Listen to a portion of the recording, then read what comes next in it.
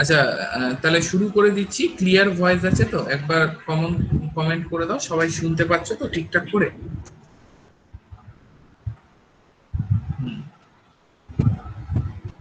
আচ্ছা, আজকে আমাদের পড়ার বিষয় আগের দিনই আমি বলে দিয়েছিলাম যে আজকে আমরা ডিমান্ড দিয়ে শুরু করব, ইলাস্টিসিটি অফ ডিমান্ড দিয়ে।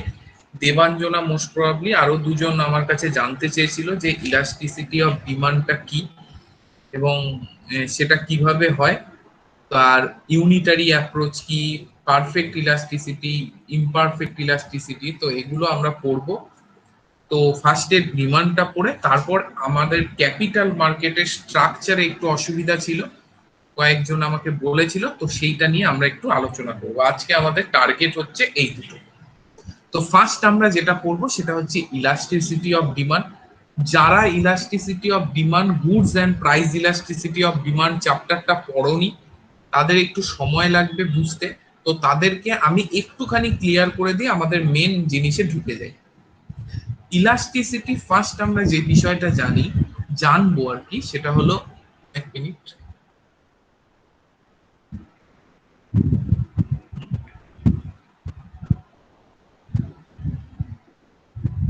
আচ্ছা, ফার্স্ট আমরা যে বিষয়টা জানবো সেটা হচ্ছে আমরা পড়বো হচ্ছে elasticity of demand. Elasticity of demand আমরা স্বাভাবিকভাবেই জানি যে কোনো কিছুর প্রাইস যখন বাড়ে, আমরা এটা করব প্রাইসের নিরিখে, সাপ্লাইয়ের নিরিখেও, অনেক কিছু নিরিখেই হয়।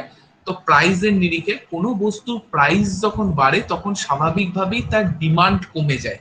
এটা কিন্তু আমরা জানি, প্রাইস যত বাড়বে তার ডিমান্ড কিন্তু ততটাই কমবে, এটা আমরা জানি। তো ইলাস্টিসিটি অফ ডিমান্ড কি?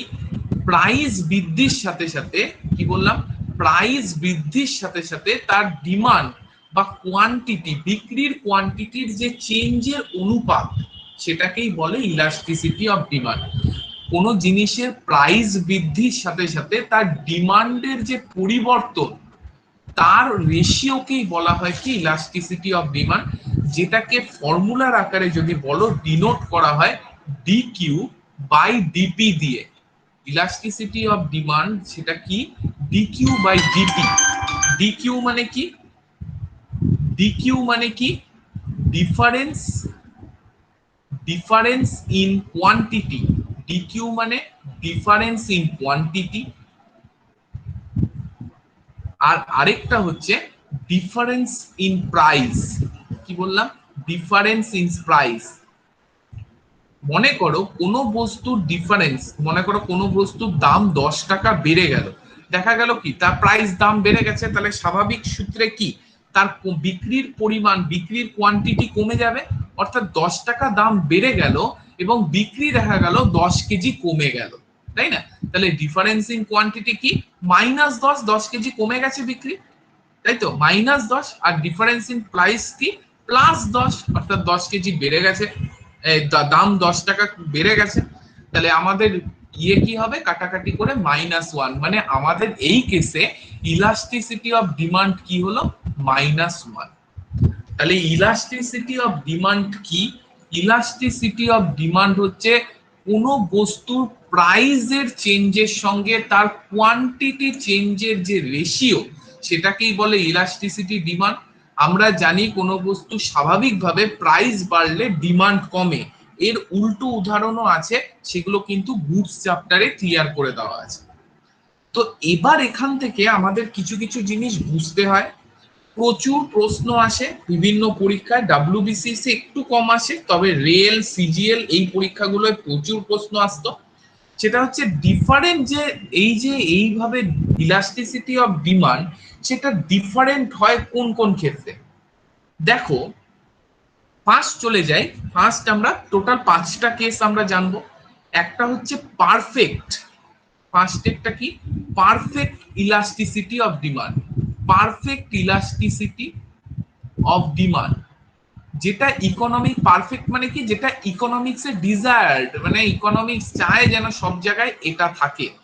এই পারফেক্ট ইলাস্টিসিটি অফ ডিমান্ড আমরা যদি ডায়াগ্রামের মাধ্যমে বুঝি, দেখো এটা হচ্ছে এক্স অ্যাক্সিস, আর এটা ওয়াই অ্যাক্সিস আমরা জানি। ওয়াই অ্যাক্সিস বরাবর রাখা হয় প্রাইসকে এবং এক্স অ্যাক্সিস বরাবর রাখা হয় কোয়ান্টিটিকে। এরকম যদি রাখি তাহলে পারফেক্ট ইলাস্টিসিটি অফ ডিমান্ডের ক্ষেত্রে আমাদের গ্রাফটা হয় এরকম, অর্থাৎ এক্স অ্যাক্সিসের সাথে সমান্তরাল। কেন হয় সব বোঝাচ্ছি, ধীরে ধীরে করে সুন্দর করে মাথায় ঢোকাও। এক্স অ্যাক্সিসের সাথে সমান্তরাল হয় পারফেক্ট ইলাস্টিসিটি অফ ডিমান্ডের ক্ষেত্রে। কেন? পারফেক্ট ইলাস্টিসিটি অফ ডিমান্ডের ক্ষেত্রে বলা হয় প্রাইস ফিক্সড রেখে, অর্থাৎ একটা ন্যূনতম প্রাইস ধার্য করে কোনো একটা মাল সার্ফ এক্সেল ধরা হলো, তার আসল দাম মার্কেটের ভিত্তিতে তার ন্যূনতম দাম হওয়া উচিত 20 টাকা। তো এই 20 টাকা যদি ন্যূনতম দাম রাখা যায় তবে সার্ফ এক্সেল আনলিমিটেড পরিমাণ বিক্রি হবে, অর্থাৎ সবাই নিজের সামর্থ্য অনুযায়ী সার্ফ এক্সেল কিনতে পারবে। অর্থাৎ এখানে কি হয়, প্রাইসটা দেখো ফিক্সড, এই দেখো প্রাইসটা এখানে ফিক্সড, এই লাইন বরাবর প্রাইসটা কিন্তু ফিক্সড, ধরলাম 5 টাকা। এবং দেখো কোয়ান্টিটির কোনো ফিক্স নেই, কোয়ান্টিটি চলতেই থাকছে, অর্থাৎ একটা নির্দিষ্ট দাম 5 টাকায় মালটা যত ইচ্ছা বিক্রি করা যাবে। দেখো আনলিমিটেড চলতেই থাকছে, এটা কিন্তু চলতেই থাকবে, আরো কোথাও গিয়ে এক্স অ্যাক্সিসকে টাচ করবে না। অর্থাৎ কি, একটা ন্যূনতম দাম রেখে সেই মালটা মার্কেটে যত ইচ্ছা বিক্রি করা যাবে, এইটা হচ্ছে পারফেক্ট ইলাস্টিক ডিমান্ড। তবে পারফেক্ট ইলাস্টিকের ডিমান্ডের ক্ষেত্রে দামটা কিন্তু প্রপার হতে হবে। 5 টাকার মাল 25 টাকায় বিক্রি করলে কখনো পারফেক্ট ইলাস্টিক হতে পারে না। একটা ন্যূনতম দাম, যেটা দাম হওয়া উচিত সেটা ধার্য করে যখন মার্কেটে আনলিমিটেড ভাবে জিনিসটা বিক্রি হবে তখন সেটাকে বলে perfectly elastic demand.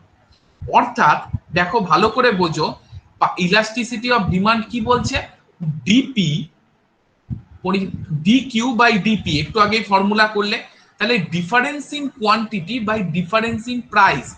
Difference and quantity মানে বিক্রির পরিমাণে পার্থক্য কত, দেখো এটা পার্থক্য কাউন্টই করা যাচ্ছে না, অর্থাৎ যত মাল তুমি তৈরি করবে তত বিক্রি হবে। তাহলে ডিফারেন্স ইন কোয়ান্টিটি কি, unlimited, by difference in price কি, ডিফারেন্স ইন প্রাইস কি হচ্ছে বাই জিরো, তাই না? কোয়ান্টিটি কি, আনলিমিটেড। সে মনে করো তুমি কোয়ান্টিটি আনলিমিটেড দিলে না, তুমি 10 টাকা বললে 10টা বিক্রি হচ্ছিল, তারপরে 20টা বিক্রি হচ্ছে, সেটাও বলতে পারো স্যার আনলিমিটেড না, 10টা বিক্রি বাড়লো, হিসেব মতো তো আনলিমিটেড, কিন্তু তুমি দেখাতে চাইলে না 10টা বাড়লো। কিন্তু প্রাইসের কিন্তু এখানে স্টেবল, পারফেক্টলি ইলাস্টিসিটি ডিমান্ডে কখনো প্রাইস চেঞ্জ হয় না, প্রাইস দেখো সেই 5 টাকাই, তাহলে প্রাইসের চেঞ্জ কত, জিরো। তার মানে কি, কিছু বাই জিরো হলে সেটা অলওয়েজ কি হবে, এরকম হবে, যেটা কাউন্টেবল নয়। তাহলে আমাকে ক্লিয়ার রাখতে হবে পারফেক্ট ইলাস্টিসিটি অফ ডিমান্ডের ক্ষেত্রে ইলাস্টিসিটি অফ ডিমান্ড হয় আনকাউন্টেবল, এটা কিন্তু আমাকে খেয়াল রাখতে হবে। তো আমাকে পারফেক্ট ইলাস্টিসিটি অফ ডিমান্ডের ক্ষেত্রে মনে রাখতে হবে কি, প্রাইস ফিক্সড থাকবে এবং যেটা মিনিমাম হবে। নেক্সট কি, ইলাস্টিসিটি অফ ডিমান্ড আনকাউন্টেবল হবে। আর মনে রাখতে হবে গ্রাফ কিসের, এক্স অ্যাক্সিসের সাথে সমান্তরাল হবে। তিনটেই কিন্তু প্রশ্ন আসে, তাহলে এখান থেকে আমাকে তিনটে জিনিস মনে রাখতে হবে, আমি বুঝিয়ে দিলাম গোটাটা। যদি তোমরা মুখস্থের মতো মনে রাখতে চাও, মনে রাখবে যে পারফেক্ট ইলাস্টিসিটি অফ ডিমান্ডের ক্ষেত্রে প্রাইস ফিক্সড হবে এবং সেটা ন্যূনতম হবে। ইলাস্টিসিটি অফ ডিমান্ড কি হবে, আনলিমিটেড হবে, আনকাউন্টেবল হবে। এবং কি আরেকটা কি বললাম, যে গ্রাফটা হবে এক্স অ্যাক্সিসের সমান্তরাল। ক্লিয়ার প্রত্যেকের? এবার চলে যাই পরেরটায়, সেটা হচ্ছে পারফেক্টলি ইনইলাস্টিক ডিমান্ড। এটা পড়লাম পারফেক্টলি ইলাস্টিক, এবার পারফেক্টলি ইনইলাস্টিক ডিমান্ড। ওটা হলো ইলাস্টিক, পারফেক্টলি ইলাস্টিক মানে ওটা হওয়া উচিত, আর কোনটা হওয়া উচিত না ইকোনমিক্স এর ভাষায়, সেটাই হচ্ছে পারফেক্টলি ইনইলাস্টিক ডিমান্ড। এটাও যদি আমি গ্রাফিক্যাল ফর্মে প্রকাশ করি, দেখো এটা হচ্ছে আমার ওয়াই অ্যাক্সিস আর এটা হচ্ছে এক্স অ্যাক্সিস। এক্স অ্যাক্সিস বরাবর কোয়ান্টিটি আমি জানি, ওয়াই অ্যাক্সিস বরাবর প্রাইস। এটার ক্ষেত্রে কি হয়, গ্রাফটা এরকম হয়, গ্রাফটা এরকম হয়, কিরকম হয়, গ্রাফটা সবসময় এরকম হয়। অর্থাৎ তুমি প্রাইস যতই বা বাড়াও বা কমাও, প্রাইস যতই আপ করো, প্রাইস এখানে নিয়ে যাও বা প্রাইস এখানে নিয়ে আসো, ওর বিক্রি চেঞ্জ হয় না, কোয়ান্টিটি অলওয়েজ ওটা স্টেবল। অর্থাৎ প্রাইস যদি 5 টাকা হয় তাতেও 5টা বিক্রি হয়, প্রাইস 50 টাকা হলেও 5টা বিক্রি হয়, প্রাইস 2 টাকা করে দিলেও 5টা বিক্রি হয়। অর্থাৎ প্রাইসের কোনো রকম পরিবর্তন কিন্তু এখানে হয় না। এটা হচ্ছে পারফেক্টলি ইনইলাস্টিক ডিমান্ড। ক্লিয়ার? তাহলে এটা যদি আমি স্ট্র্যাটেজি দিয়ে ফোকাস করি, ডিকিউ বাই ডিপি, আমি জানি ইলাস্টিসিটি অফ ডিমান্ড কি, ডিকিউ বাই ডিপি। এখানে কি কোয়ান্টিটির পরিবর্তন নেই, তার মানে কোয়ান্টিটির পরিবর্তন জিরো, কারণ যাই দাম রাখো কোয়ান্টিটির কোনো রকম চেঞ্জ হচ্ছে না। আর প্রাইস কি, প্রাইস যত ইচ্ছা তুমি চেঞ্জ করো, প্রাইস তুমি 100 টাকা চেঞ্জ করে দাও, 100% বাড়িয়ে দাও, প্রাইস 200% বাড়িয়ে দাও, যা ইচ্ছা করে দাও, প্রাইস 10% বাড়িয়ে যাও, আমি 100 লিখলাম মানে 100 না, প্রাইস তুমি যাই পরিবর্তন করো কোয়ান্টিটির কোনো চেঞ্জ হয় না, তার মানে ওপরে জিরো, আর কিছু দিয়ে জিরোকে কিছু দিয়ে ভাগ করা মানে কি হবে, জিরোই হবে। অর্থাৎ পারফেক্টলি ইনইলাস্টিক ডিমান্ডের ক্ষেত্রে কি হয়, জিরো হচ্ছে কি ইলাস্টিসিটি অফ ডিমান্ড। তাহলে এটাই আমাকে কি কি মনে রাখতে হবে, নাম্বার ওয়ান আমাকে মনে রাখতে হবে গ্রাফ হচ্ছে ওয়াই অ্যাক্সিসের সমান্তরাল, আগেরটা ছিল এক্স অ্যাক্সিসের সমান্তরাল, এটা কি হলো, গ্রাফটা হচ্ছে ওয়াই অ্যাক্সিসের সমান্তরাল। নেক্সট 2 নাম্বার কি মনে রাখতে হবে, ইলাস্টিসিটি অফ ডিমান্ড কি হয়, জিরো হয়। আর 3 নাম্বার কি লিখতে হবে, মনে রাখতে হবে কোয়ান্টিটি ফিক্সড হয়, আগেরটার ক্ষেত্রে প্রাইস ফিক্সড ছিল, এখানে কি ফিক্সড, কোয়ান্টিটি ফিক্সড। দেখো দুটোর তুলনা আশা করি ক্লিয়ারলি বুঝতে পেরেছো। আগেরটা এক্স অ্যাক্সিসের সমান্তরাল ছিল, এটা ওয়াই অ্যাক্সিসের সমান্তরাল। আগেরটায় ইলাস্টিসিটি অফ ডিমান্ড আনকাউন্টেবল ছিল, ইনফিনিটি ছিল, এটায় জিরো। আগেরটায় কোয়ান্টিটি কি প্রাইস ফিক্সড ছিল, এটায় ফিক্সড কি, এটায় ফিক্সড হচ্ছে কোয়ান্টিটি। তো এই তিনটেই কিন্তু আমার মনে রাখতে হবে। নেক্সট আমাদের যেটা জানতে হবে, যেটা জানতে চেয়েছিল বোধহয় দেবাঞ্জনা, যে ইউনিটারি ইলাস্টিসিটি অফ ডিমান্ড কি হয়, ইউনিটারি ইলাস্টিসিটি অফ ডিমান্ড কঠিন জিনিস, কিন্তু তোমাদের খুব সোজাভাবে বোঝানোর চেষ্টা করছি, আশা করি প্রত্যেকে বুঝতে পারছো। কঠিন জিনিস, তবে সোজাভাবে বোঝানোর চেষ্টা করছি। ইউনিটারি ইলাস্টিসিটি অফ ডিমান্ড কি, যখন ইলাস্টিসিটি অফ ডিমান্ড এক হয়, সমান সমান এক হয়। দেখো আগেরটায় পড়েছিলাম ED is equal to zero আর ED is equal to infinity. Elasticity of demand যখন এক হয় তখন সেটাকে বলে প্রাইস ইলাস্টিসিটি অফ ডিমান্ড কি, ইউনিটারি ইলাস্টিসিটি অফ ডিমান্ড। অর্থাৎ এক কি হবে, difference in quantity by difference in price সমান সমান এক হবে। এটা কি করে সম্ভব স্যার, গ্রাফ দিয়ে কি করে প্রকাশ করা যাবে, হ্যাঁ প্রকাশ করা যাবে। এটা প্রাইস মানে ওয়াই অ্যাক্সিস, এটা কোয়ান্টিটি এক্স অ্যাক্সিস। তো এখানে হয় এক্স্যাক্টলি 45 ডিগ্রি কোণ করে আসে, 45 ডিগ্রি 45 ডিগ্রি কোণের লাইনটা থাকে, গ্রাফটা থাকে, এবং সেটা এক্স অ্যাক্সিসকেও টাচ করে না, খেয়াল রাখতে হবে এটা কিন্তু এক্স অ্যাক্সিসকেও টাচ করে না, ওয়াই অ্যাক্সিসকেও টাচ করে না, দুটোর কোনোটাকেই টাচ করে না ইউনিটারি ইলাস্টিসিটি অফ ডিমান্ড। অর্থাৎ কি, দেখো একটু ভালো করে যদি বোঝাই, দেখো প্রাইস যখন এখানে ছিল তখন আমার বিক্রি হচ্ছিল কতটা, এইটা। তাহলে প্রাইস ছিল যখন মনে করো 10 টাকা, তখন আমার বিক্রি হচ্ছিল 5টা মাল, ঠিক আছে। এবার প্রাইস হয়ে গেল 5 টাকা, প্রাইস হয়ে গেল কিন্তু 5 টাকা। অর্থাৎ প্রাইস কি, প্রাইস কি 10 টাকা ছিল 5 টাকা হয়ে গেল, মানে হাফ হয়ে গেল। অর্থাৎ প্রাইস 50% কমে গেল, হাফ হয়ে গেল, তাই না। দেখো বিক্রিও কি, 5টা মালের থেকে বিক্রি কিন্তু 10টা মাল হয়ে গেল, অর্থাৎ বিক্রি 50% বেড়ে গেল। অর্থাৎ প্রাইস যতটা কমবে বিক্রি একটু এদিক ওদিক নয়, ঠিক সেই পরিমাণই বাড়বে। অথবা প্রাইস যতটা বাড়বে বিক্রি একটু এদিক ওদিক নয়, ঠিক সেই পরিমাণ বা সেই পার্সেন্টেজে বিক্রি বাড়বে। তাহলে কি হবে, তাহলে আমাদের কি হচ্ছে, দেখো elasticity of demand, difference in quantity, difference in price. Difference in quantity কি, 50% বিক্রি বেড়ে গেল, আর ডিফারেন্স ইন প্রাইস কি, 50% কমে গেল। প্রাইস, তাহলে বাই 50, মাইনাস থাকবে সেটা কোনো অসুবিধা নেই, তাহলে 50-50 কেটে গেল, কি হচ্ছে -1। দেখো 1 মানেই ইউনিটারি, অর্থাৎ ইউনিটারি ইলাস্টিসিটি অফ ডিমান্ডের ক্ষেত্রে কি পার্সেন্টেজ চেঞ্জ ইন কোয়ান্টিটি আর percentage change in price exactly same হবে। এটা তখনই সম্ভব যখন গ্রাফিক্যাল যে কার্ভ সেটা কি হবে 45 ডিগ্রি অ্যাঙ্গেলে থাকবে, একদম 45 ডিগ্রি অ্যাঙ্গেলে থাকবে। Clear?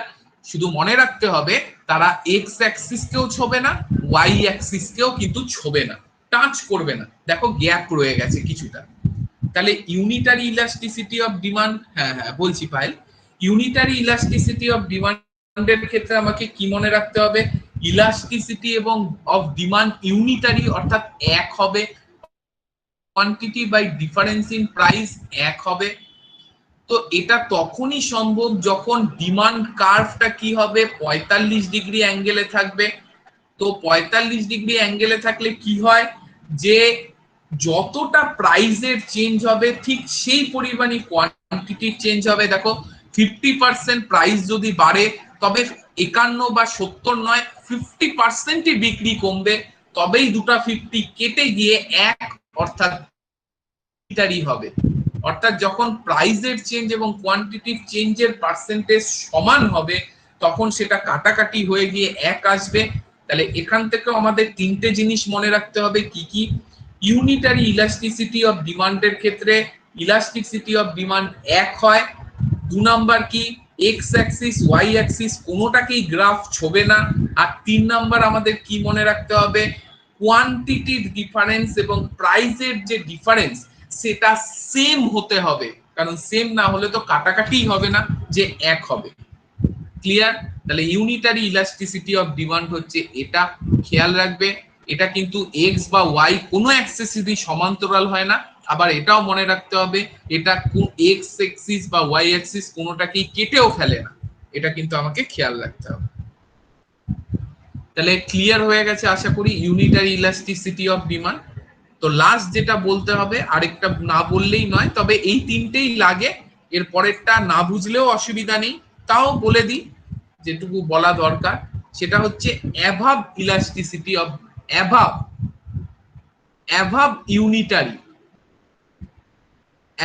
Unitary elasticity of demand. অ্যাভাব ইউনিটারি ইলাস্টিসিটি অফ ডিমান্ড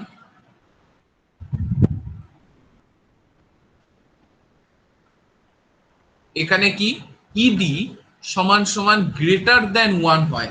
কি বললাম, ইডি সমান সমান কি হয়, গ্রেটার দ্যান 1 হয়, ইডি গ্রেটার দ্যান 1 হয়। ক্লিয়ার? তাহলে চলে আসি দেখি এটা কি করে গ্রাফ দিয়ে প্রকাশ করা যায়। এটা না বুঝলেও হবে, বারবার বলছি, তাও আমি বলে দিচ্ছি যেহেতু প্রত্যেকটাই জানা দরকার। এটা হচ্ছে ওয়াই অ্যাক্সিস বরাবর প্রাইস, এটা হচ্ছে এক্স অ্যাক্সিস বরাবর কি কোয়ান্টিটি। এক্ষেত্রে সেমি হয়, কিন্তু কিন্তু এই যে লেয়ারটা এটা 45 ডিগ্রির থেকে ফ্ল্যাট হয়, বেন্ডটা ফ্ল্যাট হয়।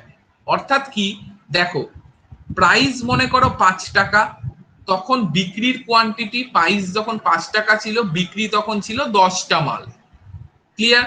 এবার প্রাইস কমে গেল, 5 টাকা থেকে কমে হয়ে গেল মনে করো 4 টাকা, 4 টাকা হয়ে গেল, কিন্তু বিক্রি দেখো প্রাইস এইটুকু কমলো কিন্তু বিক্রি কিন্তু দেখো এতটা, বিক্রি 10টার থেকে 20টা হয়ে গেল, তাই না? তার মানে দেখো কোয়ান্টিটির ডিফারেন্স কত হলো, 10 থেকে 20 হয়ে গেল, মানে 10 ডিফারেন্স হয়ে গেল।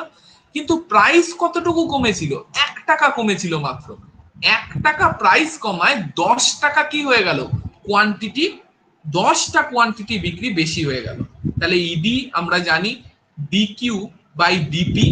দেখো ডিফারেন্স ইন কোয়ান্টিটি 10 খানা বিক্রি বেড়ে গেছে, আর ডিফারেন্স ইন প্রাইস কত হয়েছে, মাত্র 1 টাকা হয়েছে, তাই না? তাহলে মানে এটা কি হচ্ছে 10, দেখো অ্যাভাব 1 হচ্ছে। অ্যাভাব 1 যখন হবে অর্থাৎ সেটাই কি হবে, বেন্ড এরকমই থাকবে কিন্তু কার্ভটা ফ্ল্যাট হবে, কি হবে, অনেকটাই ফ্ল্যাট হবে।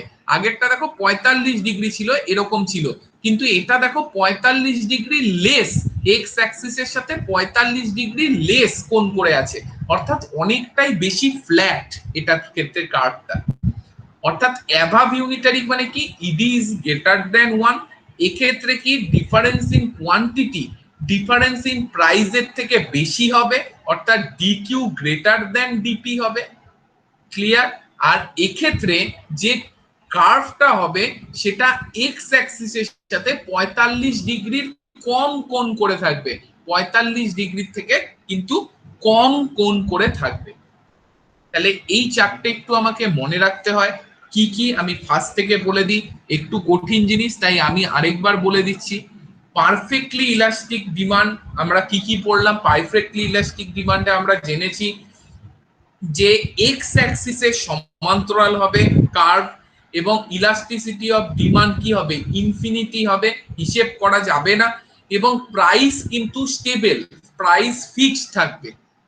পারফেক্টলি ইনইলাস্টিক ডিমান্ডের ক্ষেত্রে কি পড়েছি? ওয়াই অ্যাক্সিসের সাথে কার্ভ সমান্তরাল থাকবে, ইডি কি হবে? জিরো হবে। কেউ যদি নাও বুঝতে পারো এগুলো মুখস্থ করে নেবে, এই প্রত্যেকটা তিনটে করে, তাহলেও হবে। ইডি যদি ইডি ইজ ইকুয়াল টু কি হবে? জিরো হবে ইলাস্টিসিটি। আর কি এক্ষেত্রে কোয়ান্টিটির কোনো পরিবর্তন হবে না, অর্থাৎ প্রাইস বাড়াও কমাও বিক্রির পরিমাণ একই থাকবে। নেক্সট আমরা পড়েছি ইউনিটারি ইলাস্টিসিটি অফ ডিমান্ড, যেখানে ইডি ইজ ইকুয়াল টু 1 থাকবে এবং গ্রাফ কারোরই সমান্তরাল না, কিন্তু এক্স অ্যাক্সিস আর ওয়াই অ্যাক্সিস কোনোটাকেই ছোবে না। খেয়াল রাখতে হবে ডিফারেন্স ইন কোয়ান্টিটি যা হবে ডিফারেন্স ইজ প্রাইসও ঠিক তাই হবে, তবেই দুটো কাটাকাটি করে এক হবে, অর্থাৎ এই দুটো সমান হতে হবে। লাস্ট কি পড়লাম? অ্যাভাব ইউনিটারি মানে ED is equal to greater than 1 হবে।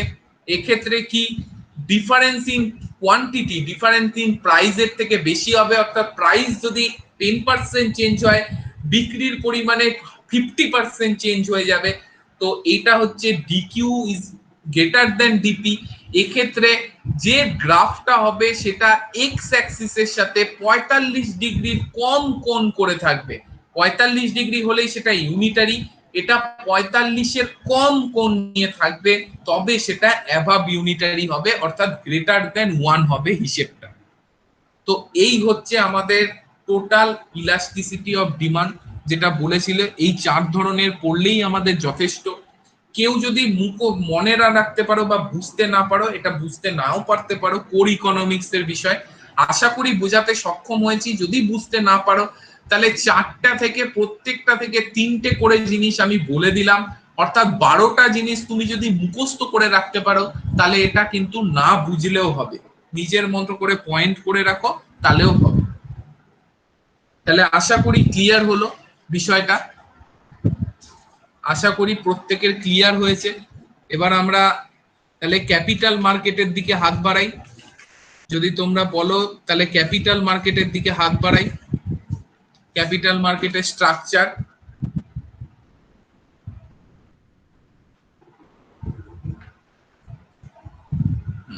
তাহলে শুরু করি আমাদের ক্যাপিটাল মার্কেটের স্ট্রাকচার। যদিও ক্যাপিটাল মার্কেট খুব ভালো করে পড়ানো আছে, সবার করার দরকার নেই, যাদের লাগবে তারাই করো। ক্যাপিটাল মার্কেটের স্ট্রাকচারটা নিয়ে আমরা একটু পড়ে তো চলে আসছি। ক্যাপিটাল মার্কেটের স্ট্রাকচার বলতে গিয়ে যেটা আমাকে একজন বলেছিল, দুজন বলেছিল, আবার মনে নেই কারা বলেছিল। ক্যাপিটাল মার্কেটের স্ট্রাকচার খুব ভালোভাবেই দেওয়া আছে, তাও আরেকবার আমি গোটাটা ব্রিফ করে দিচ্ছি। আচ্ছা, রোহিত বলেছিল guilt aged market. Capital market কি কি নিয়ে তৈরি স্ট্রাকচারটা বলে দিচ্ছি।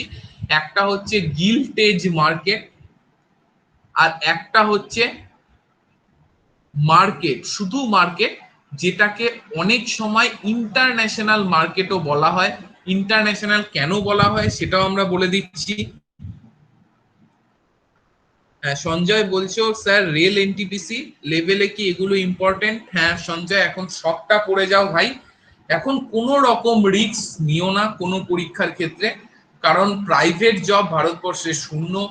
2 কোটি লোক নিজের চাকরি হারিয়েছে, যারা প্রত্যেকে এখন সরকারের জবের চেষ্টা করবে, আর প্রাইভেট জব নতুন যারা পাস করছে তারাও কোনো প্রাইভেট জব পাবে না, তাই প্রত্যেকে সরকারি চাকরির দিকেই ঝাঁপাবে। তো সরকারি চাকরির কম্পিটিশন এখন কোনো স্যার ইমাজিনও করতে পারবে না। তো পড়াশোনা এখন আর কোনটা ইম্পর্টেন্ট বা কোনটা পড়বো না এটা ভেবো না, নিজের প্রিপারেশনকে সম্পূর্ণ করো।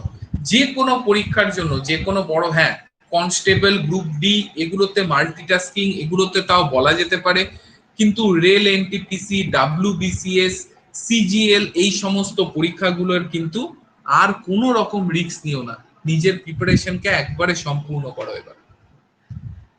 আচ্ছা চলে আসি ইন্টারন্যাশনাল মার্কেট। ইন্টারন্যাশনাল মার্কেট আবার দু রকমের হয়, ভালো করে শোনো। ইন্টারন্যাশনাল মার্কেট দু রকমের হয়, একটা হলো প্রাইমারি মার্কেট,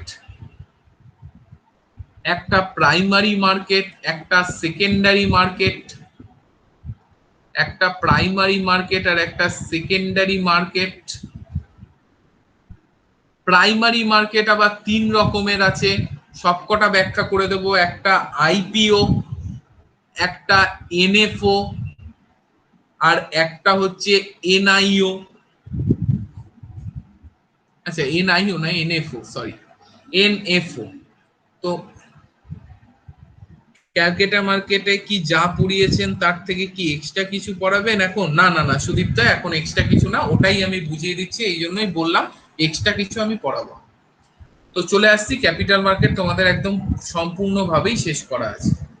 তো ক্যাপিটাল মার্কেট কি তা একবার দেখে নিতে পারো, রিভাইজের মতো হয়ে যাবে সুন্দর। ক্যাপিটাল মার্কেট কি? ক্যাপিটাল মার্কেট হচ্ছে যেখানে লং টার্ম লোন দেওয়া হয়, লং টার্ম মানি ট্রানজাকশন হয়। কি বললাম? যেখানে লং টার্ম মানি ট্রানজাকশন হয়। লং টার্ম মানে কি?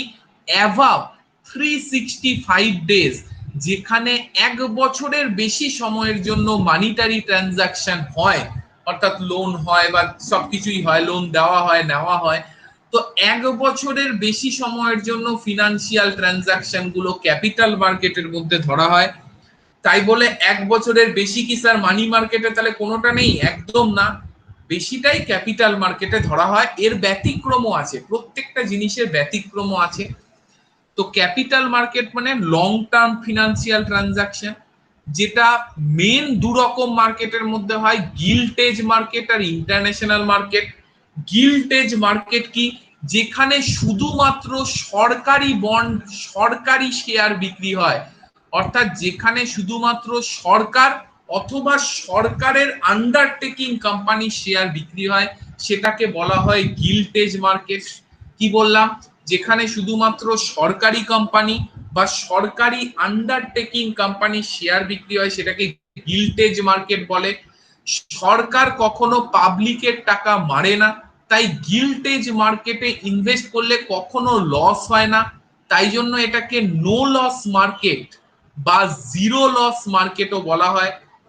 এরকম কোনো নিয়ম কোথাও লেখা নেই যে সরকারি কোম্পানি লস হতে পারে না, কিন্তু আজ অব্দি স্বাধীনতার পর থেকে সরকারি কোম্পানি নিজের কখনো লস দেখায়নি, তাই জন্য এটাকে জিরো লস মার্কেট বা নো লস মার্কেটও বলা হয়।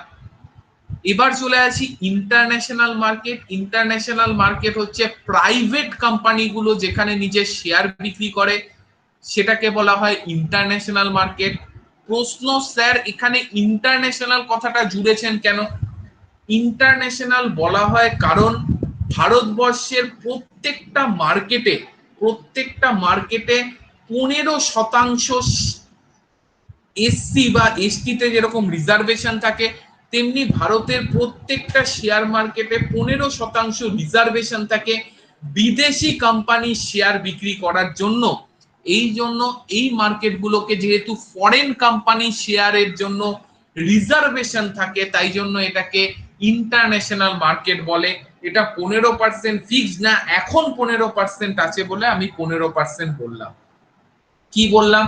ইন্টারন্যাশনাল গিল্টেজ মার্কেট হচ্ছে শুধুমাত্র সরকার এবং সরকারি আন্ডারটেকিং কোম্পানির জন্য, তাই জন্য লো লস মার্কেট। ইন্টারন্যাশনাল মার্কেট হচ্ছে প্রাইভেট কোম্পানির জন্য, এয়ারটেল, ইনফোসিস, রিলায়েন্স এদের জন্য, এবং এক্ষেত্রে লস হলে লস, লাভ হলে লাভ। ইন্টারন্যাশনাল কেন বলা হয়? প্রত্যেকটা মার্কেটে 15% জায়গা ফিক্সড করে দেওয়া থাকে, যেখানে কি হয়, সেই 15% জায়গায় পূর্বের বিদেশি কোম্পানির শেয়ার বিক্রি হয়, তাই জন্য এটাকে ইন্টারন্যাশনাল মার্কেটও বলা হয়ে থাকে। তো এই যে প্রাইভেট শেয়ার বিক্রির মার্কেট, এটা দু রকমের হয়। একটা হচ্ছে প্রাইমারি মার্কেট, যেখানে প্রথমবার শেয়ার বিক্রি হয়, অর্থাৎ কোনো কোম্পানির শেয়ার মার্কেটে নেই, কোনো কোম্পানি প্রথমবারের জন্য শেয়ার তার মার্কেটে আনছে, এই সমস্ত শেয়ার বিক্রি হয় কি প্রাইমারি মার্কেটে, যেখানে মাদার কোম্পানি কাস্টমারকে তার শেয়ার প্রথমবারের জন্য বিক্রি করে। অর্থাৎ এখানে কি হয়, মাদার কোম্পানি সেল করে আর কাস্টমার পারচেস করে। অর্থাৎ যে কোম্পানির ওই শেয়ার মার্কেটে নেই, কোনোদিন বিক্রি হয়নি, প্রথমবারের জন্য কোম্পানি নিজের শেয়ার বিক্রি করছে এবং কাস্টমারকে বিক্রি করছে, কাস্টমার পারচেস করছে। প্রথমবারের জন্য শেয়ার বিক্রি হলে সেটা প্রাইমারি মার্কেটে হয়। এবং যখন প্রথমবার শেয়ারটা বিক্রি হয়ে যায়, সঙ্গে সঙ্গে শেয়ারটা চলে আসে কোথায়, সেকেন্ডারি মার্কেটে। অর্থাৎ প্রাইমারি মার্কেটে একবারই বিক্রি হয়, সেটা হচ্ছে প্রথমবার শেয়ার কোনো, তারপরে শেয়ারটা বিক্রি হওয়ার সাথে সাথে সেকেন্ডারি মার্কেটে চলে আসে। সেকেন্ডারি মার্কেট অর্থাৎ যেটাকে আমরা শেয়ার মার্কেট বলি, যেটাকে শেয়ার মার্কেট বলা হয়। মনে রাখবে, ক্যাপিটাল মার্কেট মানেই কিন্তু শেয়ার মার্কেট নয়, ক্যাপিটাল মার্কেটের একটা পার্ট হচ্ছে শেয়ার মার্কেট। তো শেয়ার মার্কেটে কিন্তু সেল আর পারচেস হয় না, সেল আর পারচেস কিন্তু প্রাইমারি মার্কেটেই হয়।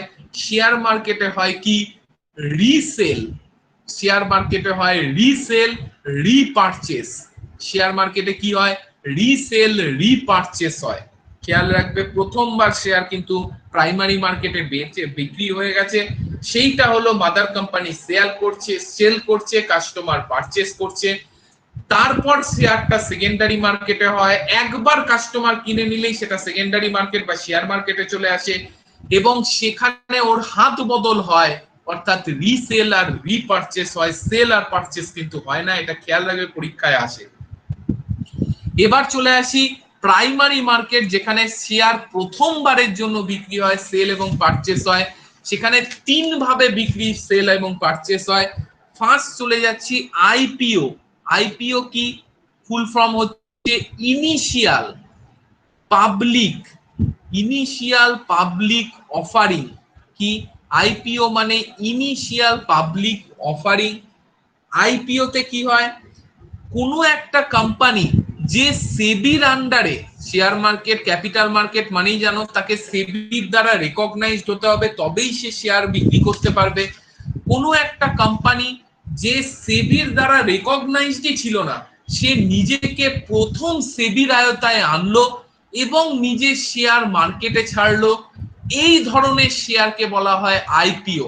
কি বললাম, কোম্পানিটা সেবির আয়তাধীনই ছিল না, প্রথমবারের জন্য কোম্পানিটা নিজেকে সেবির আয়তায় নিয়ে এলো এবং প্রথমবারের জন্য নিজের শেয়ার ছাড়লো, সেটাকে বলা হয় আইপিও শেয়ার বা ইনিশিয়াল পাবলিক অফারিং। বলা হয় এটাই কোনো কোম্পানির চিপেস্ট শেয়ার, কারণ প্রথমবারের জন্য আনছে। কি বললাম, বারবার বলছি, কোম্পানিটা সেবির আন্ডারে রেজিস্টার্ডই না, প্রথমবারের জন্য নিজেকে রেজিস্টার্ড করলো এবং প্রথমবারের জন্য মার্কেটে রেজিস্টার্ড করে নিজের শেয়ার বিক্রি করলো, সেটাকে বলা হয় আইপিও। চলে যাচ্ছি এনএফও। এনএফও হচ্ছে নিউ ফান্ড অফার। এখানে কি হয়, এনএফও দুবার লিখে দিয়েছি, দেখেছো আমি, এনএফও না, এটা চেঞ্জ করে নাও, এনএফও দুবার লিখে দিয়েছি, এটা এফপিও করে দাও, এফপিও করে দাও। দুবার এনএফও লিখে দিয়েছি, সরি একটু ঠিক করে নাও, এফপিও করে দাও। এফপিও মানে কি, এফপিও হচ্ছে ফলো আপ পাবলিক অফারিং। কি বললাম, ফলো আপ পাবলিক অফারিং। এটা কি,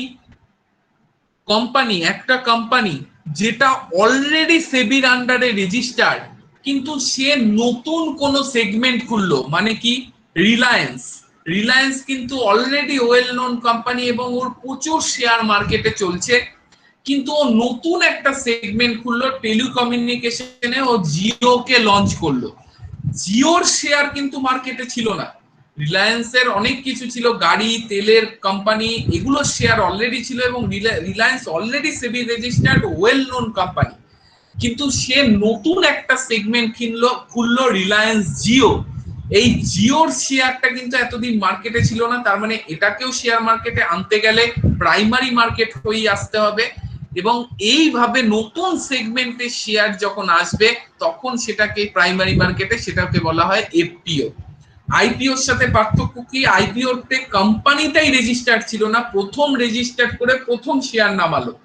এফপিও তে কি, কোম্পানিটা অলরেডি রেজিস্টার্ড এবং তার অন্য অনেক শেয়ার মার্কেটে খাটছে, কিন্তু সে নতুন কোন সেগমেন্টে শেয়ার নামালো, সেটাকেও তাকে প্রাইমারি মার্কেট দিয়ে আনতে হবে, সেটাকে বলে এফপিও বা ফলো আপ পাবলিক অফারিং।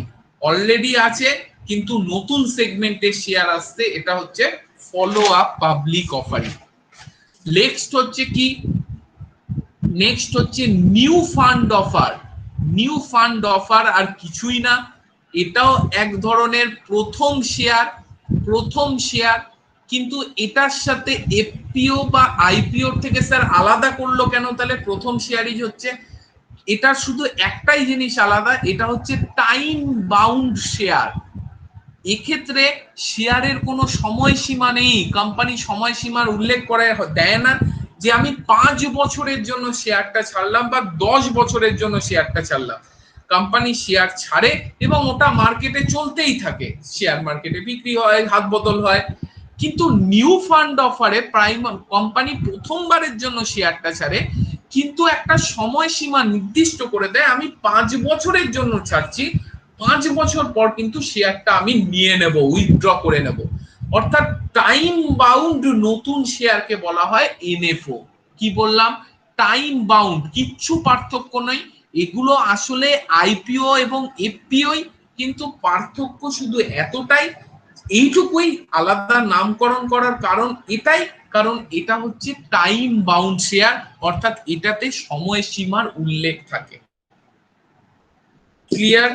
কি বললাম? ক্যাপিটাল মার্কেট যেখানে লং টার্ম ফিনান্সিয়াল ট্রানজাকশন হয়, লং টার্ম মানে অ্যাভাব 365 ডেজ, তাই বলে ব্যতিক্রম নেই এটা কিন্তু নয়, অ্যাভাব 365 ডেজ জেনারেলি। এটা দু ধরনের হয়, একটা গিল্টেজ মার্কেট, একটা প্রাইভেট মার্কেট বা ইন্টারন্যাশনাল মার্কেট। গিল্টেজ মার্কেট যেখানে শুধুমাত্র সরকারি কোম্পানি অথবা সরকারি আন্ডারটেকিং কোম্পানি শেয়ারই বিক্রি হয়, এবং সেটাকে নো লস মার্কেট বলে, কারণ সরকার, government can not default in payment obligation. Government জনগণের টাকায় ডিফল্ট করতে পারে না, কারণ তাহলে গভর্নমেন্টকে ভোট দেবে না কেউ। তাই এটাই স্বাধীনতার পর থেকে আজ অব্দি কোনোদিন লস হয়নি, তাই এটাকে নো লস মার্কেট বা জিরো লস মার্কেটও বলে। প্রাইভেট মার্কেট যেখানে প্রাইভেট কোম্পানিগুলো নিজের শেয়ার বিক্রি করে, এটাকে ইন্টারন্যাশনাল বলে, কারণ প্রত্যেকটা প্রাইভেট মার্কেটের 15% জায়গা বিদেশি কোম্পানির শেয়ার ইনভেস্টমেন্টের জন্য এসসি এসটির মতো রিজার্ভেশন করে রাখা হয়, তাই জন্য এটাকে ইন্টারন্যাশনাল মার্কেটও কিছু কিছু জায়গায় দেওয়া থাকে। তো প্রাইভেট মার্কেট দু ধরনের হয়, একটা প্রাইমারি মার্কেট, একটা সেকেন্ডারি মার্কেট। প্রাইমারি মার্কেট সেই মার্কেট যেখানে প্রথমবারের জন্য কোনো কোম্পানি তার শেয়ার বিক্রি করে, ফার্স্ট টাইম মাদার কোম্পানি শেয়ারটা বিক্রি করে, সেল করে এবং কাস্টমার পারচেজ করে। কাস্টমার প্রথমবার পারচেজ করার সাথে সাথে সেটা সেকেন্ডারি মার্কেটে চলে আসে। সেকেন্ডারি মার্কেট যেটাকে আমরা শেয়ার মার্কেট বলি, যেখানে শেয়ার বিক্রি হয় না, শুধুমাত্র হাত বদল হয়, অর্থাৎ রিসেল আর রিপারচেস হয়, ওখানে কিন্তু সেল পারচেস হয় না। সেল আর পারচেস শুধুমাত্র প্রাইমারি মার্কেটেই হয়। প্রাইমারি মার্কেটে 3 রকম ভাবে শেয়ার মার্কেটে নামতে পারে, একটা হচ্ছে আইপিও, ইনিশিয়াল পাবলিক অফারিং, যেখানে কোনো কোম্পানি রেজিস্টার্ডই না সেবির আন্ডারে, প্রথম নিজেকে সেবির আন্ডারে রেজিস্টার্ড করে নিজের শেয়ার ছাড়ে, সেটাকে বলে আইপিও। যেহেতু প্রথম শেয়ার ছাড়ে আননোন কোম্পানি, তাই এটাকে বলা হয় চিপেস্ট শেয়ার, কারণ কম দামে না ছাড়লে বিক্রি হবে না, তাই এটাই কোম্পানির চিপেস্ট শেয়ার, সাধারণত ব্যতিক্রম নেই বলা ভুল। নেক্সট হচ্ছে এফপিও, এখানেও কোম্পানি প্রথমবারের জন্য শেয়ার ছাড়ে, কিন্তু পার্থক্য এটাই যে কোম্পানিটা ওয়েল নন এবং সেবি রেজিস্টার্ড, কিন্তু কোম্পানিটা নতুন সেগমেন্ট খুলে তার শেয়ার ছাড়ে, তাই সেটাকে বলে ফলো আপ পাবলিক অফারিং। আর এনএফও নিউ ফান্ড অফার আসলে কিছুই না, এটা আইপিও এবং এফপিওই শেয়ারগুলো প্রকারভেদ। কিন্তু এখানে শুধু পার্থক্য এটাই, নতুন নামকরণের কারণ একটাই, যে এখানে আইপিও বা এফপিও যেটাই থাকুক সেটা টাইম বাউন্ড হয়। যেহেতু টাইম সময় নির্দিষ্ট করা থাকে, তাই জন্য একে নতুন নামকরণ করা হয়েছে, সেটা হচ্ছে নিউ ফান্ড অফার। এই হচ্ছে, এইভাবে এই কটা জিনিসের মধ্যে দিয়ে আমাদের share debenture, equity share, preferential share, এগুলো তো সব ক্লাসে করেইছো তোমরা, এগুলো সব বিক্রি হয়। এই হচ্ছে আমাদের টোটাল শেয়ার মার্কেটের কাজ করার স্ট্রাকচার। আমাকে স্ট্রাকচারটা বোধহয় রোহিত বুঝিয়ে দিতে বলেছিল, আশা করি রোহিত বুঝতে পেরেছো, স্ট্রাকচারটা ক্লিয়ার হয়ে গেছে। এবার শেয়ারের টার্ম এগুলো একটু ভালো করে পড়ে নেবে, তাহলেই ক্যাপিটাল মার্কেট তোমাদের হয়ে যাবে। ঠিক আছে, তাহলে আশা করি ক্লিয়ার। আজকের যে দুটো বিষয় আজকে আমরা পড়লাম কি কি, ডিমান্ড কার্ভের কয়েকটা জিনিস দেখলাম যেগুলো আমাকে দেবাঞ্জনা বুঝিয়ে দিতে বলেছিল আর রোহিত বুঝিয়ে দিতে বলেছিল, যে ক্যাপিটাল মার্কেট কিভাবে কাজ করে, তার স্ট্রাকচারটা কি, আমি স্ট্রাকচারটা বুঝিয়ে দিয়েছি। আশা করি পরিষ্কার হয়েছে। এর পরের দিন কারো যদি কিছু আরো জানার থাকে তাহলে আমাকে পার্সোনালি করবে, তাহলে তাদের টপিক নিয়ে হবে, নতুবা 2017-র কোয়েশ্চেন আমরা সলভ করতে করতে টপিকে চলে গেছিলাম, সেই 2017-র কোয়েশ্চেনে আমরা ফিরে যাব। নেক্সট বুধবারই আমাদের হবে, কালকে ম্যাথমেটিক্স এর লাইভ আছে, তো সেটাই অংশগ্রহণ করবে যাদের দরকার। নিশিতা রেকর্ডিংটা অফ করে দাও। আশা করি ক্লিয়ার প্রত্যেকের। যদি কারো